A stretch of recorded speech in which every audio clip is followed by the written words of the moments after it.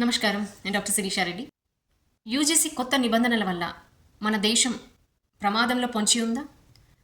మన దేశానికి నష్టం వాటిల్లనుందా? మరి జనరల్ కేటగిరీ స్టూడెంట్స్ ఎందుకని ప్రొటెస్ట్ చేశారు? నిరసనలు ఎందుకు చేశారు దేశవ్యాప్తంగా? మన సుప్రీంకోర్టు స్టే ఎందుకు ఇచ్చింది? వీటన్నిటి గురించి తెలుసుకుందాము. యూజీసీ అనేది యూనివర్సిటీ గ్రాంట్స్ కమిషన్. ఇది చట్టబద్ధమైన సంస్థ. ఈ యూనివర్సిటీ గ్రాంట్స్ కమిషన్ 2026 సంవత్సరం జనవరి 13వ తేదీన కొన్ని నిబంధనలను, కొత్త రూల్స్ని జారీ చేసింది. సుప్రీంకోర్టు స్టే కూడా ఇచ్చింది. విధంగా 2012వ సంవత్సరంలో ఉన్న నిబంధనలను పాటించాలి అని చెప్పి సుప్రీంకోర్టు కూడా ఆదేశాలను జారీ చేసింది. యూనివర్సిటీ గ్రాంట్స్ కమిషన్ అంటే ఏంటి? యూనివర్సిటీ గ్రాంట్స్ కమిషన్ రికగ్నైజేషన్ ఉంటేనే మన దేశవ్యాప్తంగా ఉన్న విశ్వవిద్యాలయాలకి, యూనివర్సిటీస్కి ఒక రికగ్నైజేషన్ అనేది దీని ద్వారానే వస్తుంది. అప్పుడే ఆ యూనివర్సిటీకి కానీ ఒక ఐడెంటిటీ ఉన్నట్టు, వాల్యూ ఉన్నట్టు. ఈ సర్టిఫికేట్ లేకపోతే ఆ యూనివర్సిటీస్, కాలేజెస్ నాట్ రికగ్నైజ్డ్ అని, అంటే ఫేక్ యూనివర్సిటీస్, ఫేక్ సర్టిఫికేషన్స్ అని చెప్పేసి అర్థం. ఈ యూజీసీ ద్వారానే పరిశోధనలు నిర్వహించబడతాయి, పరీక్షలు నిర్వహించబడతాయి. యూనివర్సిటీలో జరిగే విషయాలన్నీ యూజీసీని కంట్రోల్ చేస్తుంది, మానిటర్ చేస్తుంది. ఇప్పుడు మన దేశవ్యాప్తంగా రిజర్వ్ బ్యాంక్ ఆఫ్ ఇండియా ఏ విధంగా అయితే బ్యాంక్స్ అన్నిటికీ హెడ్, అదేవిధంగా మన దేశవ్యాప్తంగా హైయర్ ఎడ్యుకేషన్ ఇన్స్టిట్యూషన్స్కి, ఉన్నత విద్యా సంస్థలన్నింటికీను హెడ్ యూజీసీ. ఈ కొత్త నిబంధనలు ఏంటి? New rules are meant for campus equity rules aimed at preventing caste discrimination in our higher education system. సమానత్వ భావనని పెంపొందించే విధంగా న్యూ రూల్స్ని తీసుకొచ్చారని. దేని ఆధారంగా అంటే కులం ఆధారంగా, మతం, జాతి, ప్రాంతము, వైకల్యము, లింగము, ఈ భేదాలతో ఉండకుండా నిబంధనలను తీసుకురావడం జరిగింది. SC, ST, OBC, EWS, economically weaker sections, PWD ఆధారంగా ఒక కంప్లైంట్ సెల్ని నియమించాలని, అసలు ఒక ఈక్విటీ సెల్ని తీసుకొచ్చి దాంట్లో కూడా కమిటీ మెంబర్స్ని, దీంట్లో ఏ జనరల్ కేటగిరీ కమిటీ మెంబర్స్ ఉండకుండా ఉండేటట్టుగా ఈ కొత్త నిబంధనల వల్ల ఉన్నత విద్యా సంస్థల్లో ఈ చట్టాన్ని రూపొందించాలి అని, ఈ కొత్త నిబంధనలతో 24 గంటల హెల్ప్ లైన్ ఉపయోగించుకునే విధంగా, ఇమీడియట్ యాక్షన్ ఉండే విధంగా జనరల్ కేటగిరీ విద్యార్థుల మీద, లెక్చరర్స్ మీద, అడ్మినిస్ట్రేషన్ మీద, స్టాఫ్ మీద, అందరి మీద ఈ నిబంధనలను ఉపయోగించే విధంగాను ఈక్విటీ సెల్ ద్వారా కంప్లైంట్ని దాఖలు చేసే విధంగా, ఇమీడియట్ యాక్షన్ ఉండే విధంగా, ఈ కఠినమైన చర్యలు తీసుకునే విధంగా యాన్యువల్ రిపోర్ట్ని కమిటీకి సబ్మిట్ చేయడం, ఎవ్రీ 6 monthsకి ఒకసారి. ఎంక్వైరీ కూడా వితిన్ 15 days ఆఫ్ కంప్లైంట్లో జరిగిపోవాలని, నేషనల్ కమిటీ మానిటరింగ్కి ప్రతి ఇన్ఫర్మేషన్ వెళ్ళే విధంగా, ఎంక్వైరీలు జరిగే విధంగా కొనసాగించాలని ఈ నిబంధనలన్నీ జారీ చేశారు. బట్ సుప్రీంకోర్టు ఎందుకని స్టే ఇచ్చింది అంటే, ఈ నిబంధనలు సుప్రీంకోర్టుకి అస్పష్టతగా దుర్వినియోగపరిచే విధంగా ఉన్నాయని పసిగట్టింది.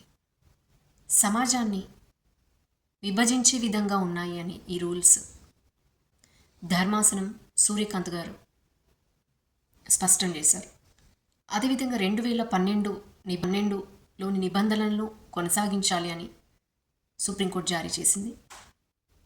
ఈ కఠినమైన చర్యలు, అదేవిధంగా వాళ్ళకి కొంత ఫైన్ కూడా విధించాలి అని, వాళ్ళని తప్పు చేశారు అని నిర్ధారణ జరిగినచో వాళ్ళని విశ్వవిద్యాలయాల నుండి సస్పెండ్ చేసే విధంగాను,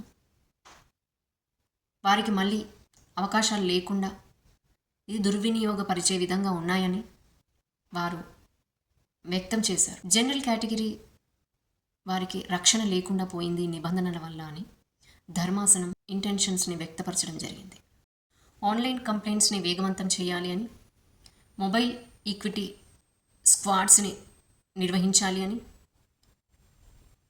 ఈ నిబంధనల్లో జారీ చేశారు. ధర్మాసనము ఏం గ్రహించింది అంటే ఈ కొత్త నిబంధనల వల్ల మన దేశానికి ప్రమాదం పొంచి ఉన్నది అని, ఈ విద్యార్థులలో కలహాలకి, కొట్లాటలకి, అదేవిధంగా మనసులో పెట్టుకొని వారు ఏ విధంగానే ప్రవర్తించే విధంగా, దుర్వినియోగపరిచే విధంగా ఉన్నాయని ఈ నిబంధనలు జనరల్ కేటగిరీ పీపుల్కి రక్షణ లేకుండా ఉన్నాయని, సమానత్వము అన్న పేరుతో అసమానతను క్రియేట్ చేసే విధంగా ఉందని, అభం శుభము తెలియని ఈ విద్యార్థుల మధ్యలో విభేదాలతో దుర్వినియోగపరిచే విధంగా ఉన్నాయని, జనరల్ కేటగిరీ స్టూడెంట్స్కి కానీ, లెక్చరర్స్కి కానీ, ఎవరికైనా కానీ ఈ రూల్స్ అనేటి వారు భయభ్రాంతులతో బ్రతకాల్సి వస్తుంది జీవితాంతం అన్నది ఒకటి. ఎగ్జాంపుల్, ఒక జనరల్ కేటగిరీ లెక్చరర్ ఉన్నారనుకోండి, కాస్ట్ డిస్క్రిమినేషన్ ఆధారంగా నాకు తక్కువ మార్కులు ఇచ్చారు అని ఎవరైనా ఎస్సీ ఎస్టీ కానీ, ఓబీసీ కానీ, ఏ విద్యార్థి అయినా కానీ ఆ లెక్చరర్ మీద కంప్లైంట్ పెట్టే అవకాశము, దుర్వినియోగపరిచే అవకాశం ఎక్కువగా ఉంటుంది.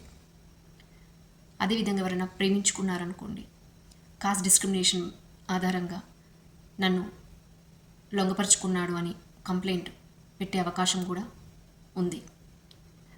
జనరల్ కేటగిరీ స్టూడెంట్స్కి ఇన్సెక్యూరిటీని క్రియేట్ చేసే విధంగా ఉన్నాయి ఈ నిబంధనలని ధర్మాసనం వ్యక్తపరిచింది.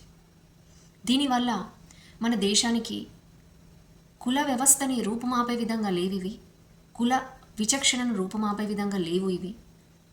ఇంకా ఎక్కువ పోట్లాటలు,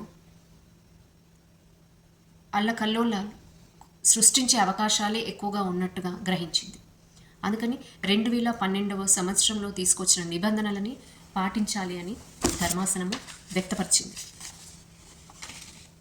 మీ అందరికీ ఏమనిపిస్తుంది? ఈ ఉదాహరణలు విన్నాక ఏ విధంగా వాళ్ళు దుర్వినియోగపరచుకోవచ్చును అన్నది చూశాక ప్రతి ఒక్కరూ భయభ్రాంతులతో బ్రతకాల్సి వస్తుంది అని వీరందరూ నిరసనలు వ్యక్తం చేస్తున్నారు.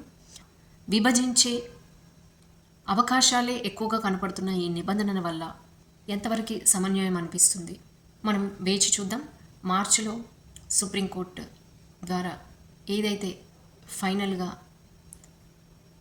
ఆదేశాలు జారీ చేయబడతాయో ఈ నిబంధన వల్ల మన దేశానికి ఎంతవరకు మేలు జరుగుతుంది అని అనుకుంటున్నారు? విడగొట్టి ఏం సాధించాలనుకుంటున్నారు? సమానత్వం అన్న పేరుతోని అందరిని విడగొట్టాలి అన్న దృక్పథం, మీ అభిప్రాయం కూడా ఏది కరెక్ట్ అనిపిస్తుంది అన్నది మీరు కూడా ఆలోచించండి. మనందరం ఐకమత్యంగా ఉండాలి. మన విద్యార్థులను ఈ విధమైన డిస్క్రిమినేషన్స్తో, ఈ విధమైన ఆంక్షలు పెట్టి, ఈ విధమైన నిబంధనలను పెట్టి మన విద్యా వ్యవస్థని నాశనం పట్టించే విధంగా ఉండకూడదు. ఐకమత్యమే మహాబలం. మీరందరూ కూడా ఈ విషయంలో ఒక్కసారిగా ఆలోచించాలి. భారత్ మాతకి జై. నమస్కారం.